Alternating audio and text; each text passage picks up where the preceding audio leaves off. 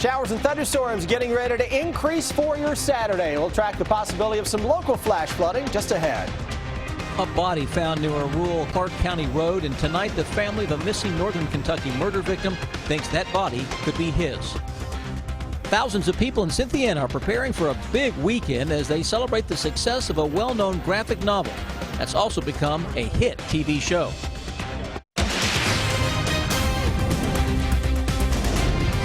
This is WKYT News at 11. Good evening on this Friday. More heavy rain falling across parts of the state today, and while we're catching a break tonight, it looks like another round of storms could cause some problems tomorrow. A WKYT First Alert Severe Weather Day continues, and we begin tonight with Chief Meteorologist Chris Bailey. Hi, Sam. Indeed, thunderstorms out there early in the day, drenching parts of western Kentucky, and very early this morning, drenching parts of eastern Kentucky, sandwiched in between the Lexington area and I-75. Didn't pick up a whole heck of a lot, but a big complex of thunderstorms into the west dumped some local 2 inches of rain. We look at our Defender radar network late on this Friday evening, and boy, nothing is really out there across central and eastern Kentucky for now. That will likely change heading into the day tomorrow. Here's the future hour by hour coming up late tonight and early tomorrow morning with some scattered showers and thunderstorms trying to go up. That's not what is the concerning part of it. That will come a little later into the afternoon. This is 11 o'clock tomorrow morning. That front is getting into northern Kentucky by that time. We'll see a little sun. Atmosphere begins to bubble up, and we get some thunderstorms ahead of this front, and with a wet ground across the southern half of the area especially, we could get some more local high water issues as we go into the day tomorrow. And again, it is this front combined with that juicy atmosphere that is out there, Sam, that can deliver the goods tomorrow afternoon across much of the southern half of the area. In just a few minutes, we've got a brand new hour-by-hour forecast in for the entire weekend. We'll look at it together and time the showers and thunderstorms that are on the way. Chris, thank you. Well, tonight we're learning more about a badly decomposed body along a Clark County road. Investigators are now trying to figure out if this is connected to a missing northern Kentucky couple police say was murdered. Police say that some people found the body this afternoon off Goshen Road, not far from Interstate 64 east of Winchester. Officer Don flew over the scene in Sky First as police were investigating. And new tonight, Kristen Kennedy talked to the brother of one of the two missing people. It's our top story at 11. He's been searching for his brother for a month. Now William Jones stands on US 60, waiting for confirmation from deputies that they've found him. I'm sure that it is. I just wanted to tell my mom that I told her we'd find him. He rushed over after work Friday after finding out investigators had uncovered a badly decomposed body in an embankment. It's the same embankment he says he parked near a few weeks ago during one of many lengthy searches for Robert Jones and Crystal Warner.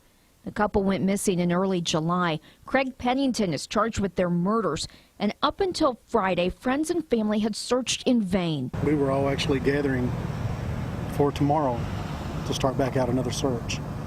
We're just hoping this brings us some type of closure to the family. God knows they need it. Jones's family says that they will come back out here to this scene tomorrow. They want to search for Crystal Warner. I just want us to make sure we find Crystal too, because I know Bob would want that. Gives the family some relief, a little bit of closure, and that's all we're hoping for now. State police out of Columbia say they are hopeful the body belongs to one of the two missing, but they don't expect a positive identification until next week. In Clark County, Kristen Kennedy, WKYT.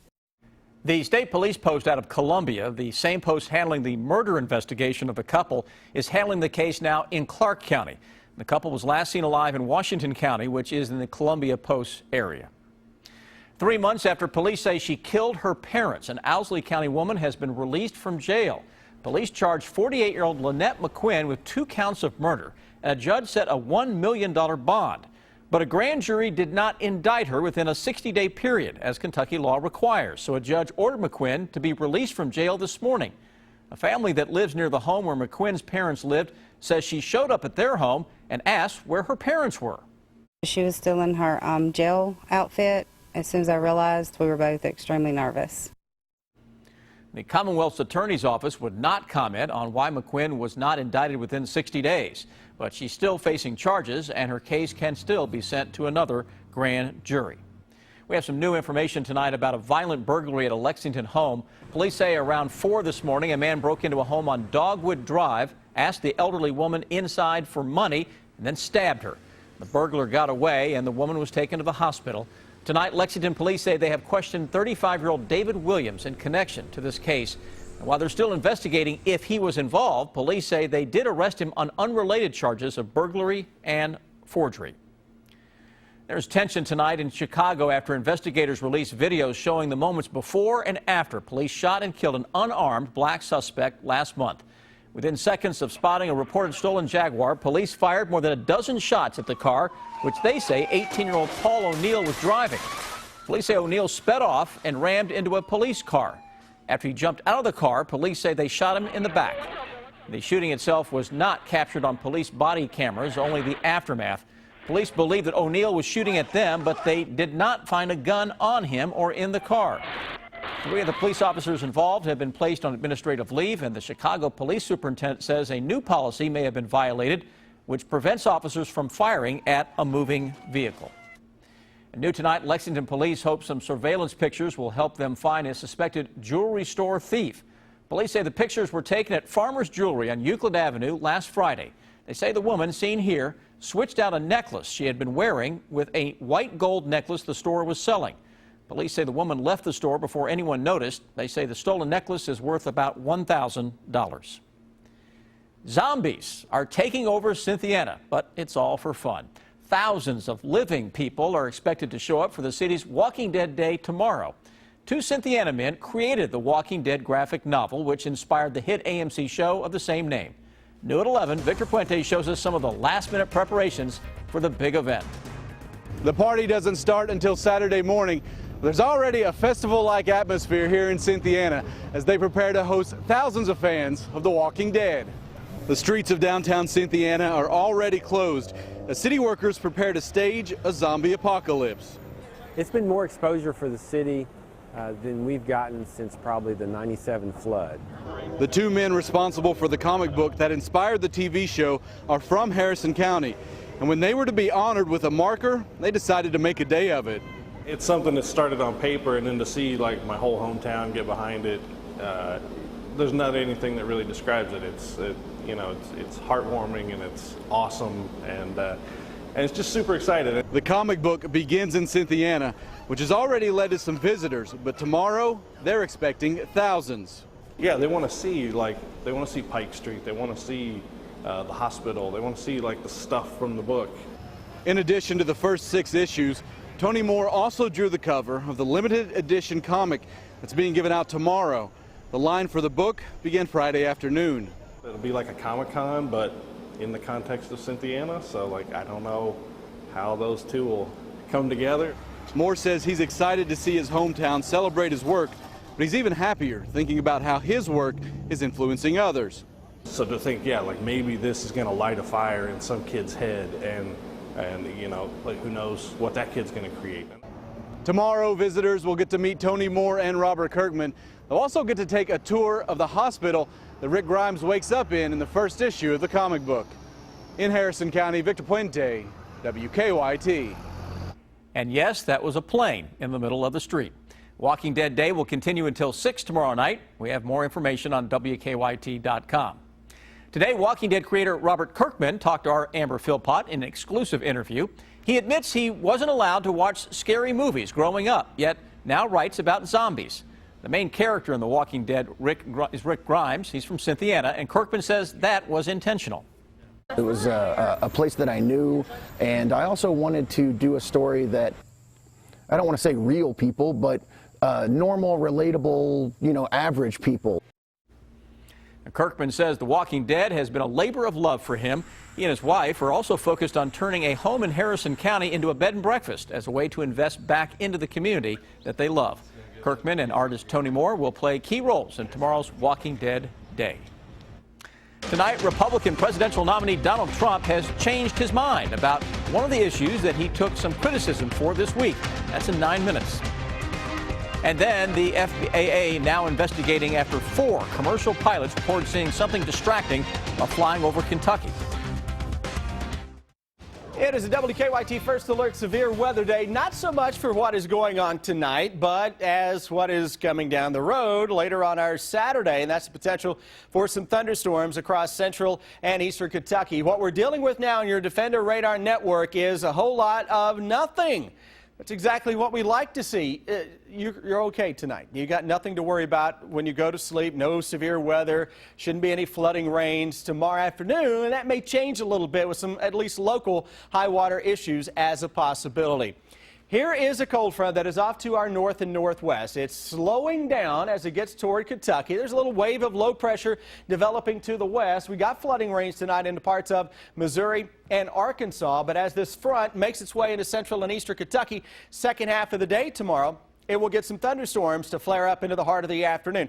Tomorrow's one of those days where you're going to wake up, a little fog, then the sun comes out, then all of a sudden, into the afternoon and evening, you start to see thunderstorms going up, and those may become fairly widespread. So the greatest risk for some local flash flooding. Keep in mind, we're not expecting like a big widespread event similar to what we've had over the past several days, really the past few weeks. You get a spot here, a spot there of some flash flooding, and the greatest threat for that would be for the areas I've highlighted in red, some of those same areas that were hard hit last night and just a few days ago. And for just the pure severe weather threat this weekend, that's really the main player. Maybe one storm or two tomorrow has some high winds, but it is mainly the torrential rain threat that we're going to be watching. Here's the new hour by hour. It starts you out tomorrow morning, first Saturday of August. Threat for a scattered thunderstorm or two. Then look what happens as we go into the afternoon. 64 and south will be where those thunderstorms really begin to flare up. Notice over that 3-hour span, watch the clock here on the top of your screen, it didn't move very much at all. And when I see that on any computer model, that is just, for me, a way the model is saying, I've got thunderstorms that are going to be all over the place. I just don't know where to put them exactly because, well, they're thunderstorms. It's not like we're talking about just a big wall of water coming at us. So those storms tomorrow afternoon will pack some heavy rains that can put down a quick inch or two in some areas, and many areas have been worked over and can hold a quick inch or two of rain. 8 o'clock Sunday morning, maybe a touch of fog. It's a mainly dry day, but it is still trying to spit out a thunderstorm along the Kentucky-Virginia border counties. Let's go into Sunday night and Monday morning. Maybe your school starts out a brand new year on Monday. A little fog, low in mid-60s. That'll feel halfway decent out there. And by Monday afternoon, smallest threat for a thunderstorm southeastern Kentucky. Humidity levels will start to inch back up, but temperatures still not too bad at all. You're talking 83, 84, 85. And again, right now, Sunday into Monday are mainly dry. Tomorrow, threat for some afternoon heavy rains that may cause some high water issues. Enjoy the relative lull in the humidity and the thunderstorm threat because by the middle and end of the week, the humidity is really going to crank up, Sam. It's going to feel like the tropics.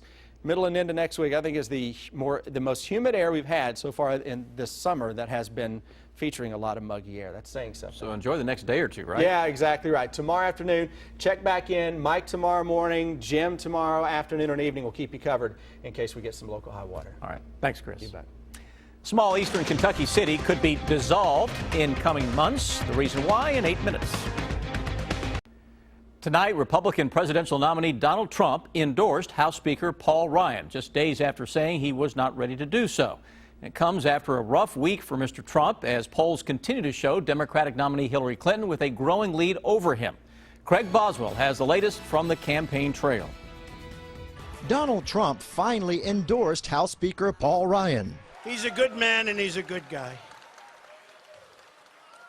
And we may disagree on a couple of things, but mostly we agree, and we're going to get it done. Trump also endorsed Senators John McCain of Arizona and Kelly Ayotte of New Hampshire during an appearance with running mate Mike Pence in Green Bay, Wisconsin. Working hand in hand, we will grow our majority in the House and in the Senate. Wisconsin's 3 top-ranking Republicans were noticeably absent, including Ryan, Governor Scott Walker, and Senator Ron Johnson, who all said they had other things to do. The high-profile snubs come as the GOP nominee wraps up a difficult week. New polls show Hillary Clinton has a 7-point lead nationally and is pulling ahead in several battleground states. Clinton is still playing defense regarding her email scandal. She tried to clarify comments she made over the weekend that FBI Director James Comey said she was truthful when talking to investigators about her use of a private email server. What I told the FBI, which he said was truthful, is consistent with what I have said publicly. So I may have short-circuited it. Clinton also acknowledged many Americans don't trust her, saying she recognizes she has work to do. Craig Boswell, CBS News, the White House. New tonight, the Federal Aviation Administration says it has received 4 separate reports of lasers, similar to what you see right here, hitting commercial planes over Kentucky. All 4 happened between 11:30 last night and 2 this morning. The FAA says the pilots of a UPS plane and a Republic Airlines plane, both flying near Lexington, reported seeing a green laser illuminating their aircraft. And 2 other pilots flying near Louisville later reported the same thing. The FAA says that no one was injured, and investigators are trying to figure out who's responsible for the lasers. New tonight, the Kentucky Department of Corrections says an inmate has been taken to the hospital after being assaulted in prison. It happened this morning at the Eastern Kentucky Correctional Complex in West Liberty.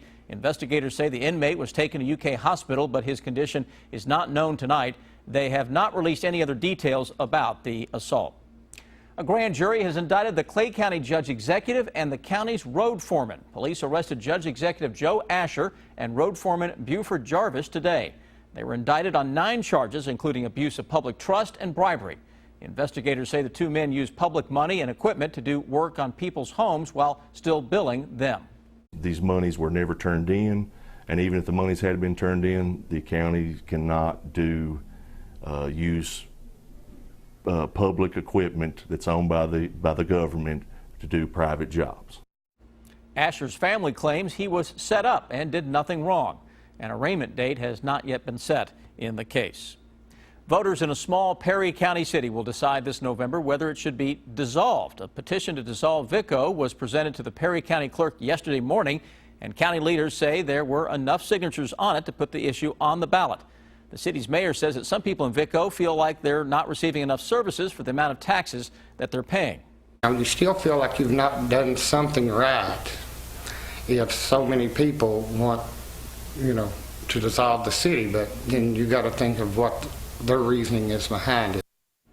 The mayor says the city will lose a lot if it's dissolved. If that happens, all assets of the city will become the property of the Perry County Fiscal Court.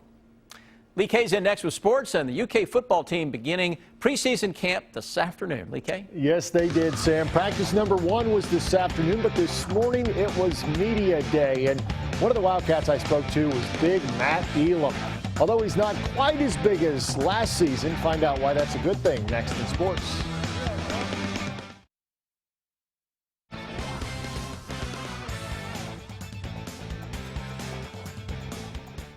The football Wildcats hosted Media Day today, and among the topics of discussion, a conversation Coach Mark Stoops had last night with his team and staff. After reporting to campus yesterday, the players and the coaches met last night to discuss the upcoming fall camp, and that's where Stoops had a conversation. Several who were in attendance said that Stoops was both fiery and motivating. If you weren't excited and you didn't have goosebumps, and then you don't need to be in this sport. You just didn't need to be in there. Because I was at the edge of my seat. I was ready to go. It's real. It's time. He was getting pretty passionate up there, and it was exciting and everything, but you also don't want to make him mad and smile or something, because it's like, yes, sir, you got it. Wish we could have seen that speech ourselves. Meanwhile, at 350 pounds, Matt Elam isn't only the heaviest player on the UK football roster, he's the heaviest in the entire SEC. And that's after dropping some weight this summer. I caught up with the Elizabethtown, Kentucky native today at Media Day. Matt Elam is large and in charge, but since arriving on UK's campus 2 years ago, there's been more talk about his weight than his play. I feel like I got to change that. I just got to play better, and then I start talking about my gameplay more. So I finally, got to the weight that I want to be, so that should be straight. Elam, who played at 375 or 380 pounds last year, says he's down to around 350 pounds now, and he plans to shed another 10 to 15 lbs by the end of camp. I'll be here every single day, about 3 times a day, just working out whenever I can, and the eating right part, it came easy when I just kept working out, so just kept shedding weight easy. And less weight equals more mobility. Just move better, just be able to stay in longer, you make more plays, you know what I mean? Better, so. But he's played some very good football for us. He needs to be more consistent with the weight loss, with playing more and being lighter on his feet and playing more snaps. That'll help all of us. So, but he's done well. Now a junior, Elam is in line to assume a starting role at defensive tackle, something that has made him focus more on getting in shape. It is me, you know what I mean? It's my position. I'm not behind anybody, so I just play, you know what I mean? Just go into, no, I'm the starter. I got to go in there. I got to face that person first. It's definitely a change, but I like the change. A lot of expectations for that young man right there. Well, only 29 days now until the start of the UK season. That's the number worn by Derek Beatty, Alfonso Smith, and Darren Bilberry. 29, also the number of tackles Randy Holleran made against LSU in 1990. That's a school record. And in 2014, linebacker Josh Forrest intercepted a pass at Louisiana Monroe's 29-yard line and returned it for a touchdown. You can see all the countdown days over at WKYT.com. We are just 14 days from the start of the high school football season, and over in Nicholasville, there's a change of philosophy coming to East Jessamine. The Jaguars are known for chucking it around the yard, but this season, Coach Mike Boland wants to run the ball more. He says it's what the great teams do well. When the warm weather is out and the kids can get their feet underneath of them and you're playing on a dry field, the passing game looks beautiful. But as the game goes on, and it literally turns to fall in the middle of September, you've already played half your season. But once that moment happens and that field gets slick and that ball gets a little bit colder, the running game wins out. And when you go watch the state championships every year, almost every team up there is a very, very good running team. Fresh off a series win over the Cardinals, the Reds opening a 3-game set in Pittsburgh. Reds down 2-1 in the ninth. Ramon Cabrera sends a fly ball to left, deep enough for Eugenio Suarez to tag and score from third. But in the bottom half of the ninth, the Pirates' Sean Rodriguez sends this Ross Ollendorf offering right to the cheap seats in left field. That's a walk-off winner. Pirates get the win, 3-2 back here in town. Lexington Legends, they get a 6-2 win over Hickory. We'll be right back after the break. The Late Show with Stephen Colbert is less than a minute away here on WKYT. And tonight's guests include Diane Kruger. All right. Hope you got plans for being outside tomorrow, right? Yeah, early in the day. Second half of the day, we'll get some thunderstorms around Sunday, though. Boy, that is your day. I think most of Monday is dry, too. But tomorrow afternoon into the early part of the evening, guys, south of 64, could be talking about enough water for some local high water issues, something we'll keep an eye on. All right. We're season ticket holders. We're ready for UK to start football. We're ready for them to start playing and stop talking. Yeah, I think the coaches are, too. Yeah, they are. Thanks for watching tonight. Have a great Friday night and a weekend. We'll see you later.